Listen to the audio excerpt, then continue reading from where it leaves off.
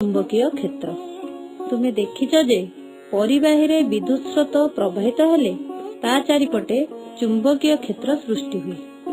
एई चुंबकीय क्षेत्रर दिग जानिया पई निम्न परीक्षाटी कर।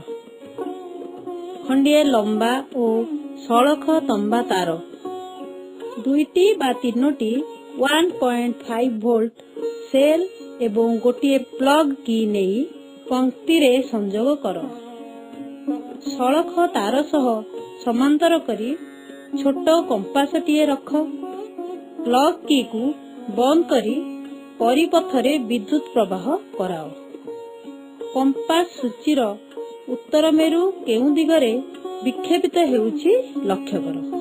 चित्र रे जेमिति देखा जाउछि जदि विद्युत स्रोत उत्तर रु दक्षिण आड़ को प्रवाहित हुए ताहेले कंपास सूचीर उत्तर मेरु पूर्व आड़ को विक्षेपित हेबो।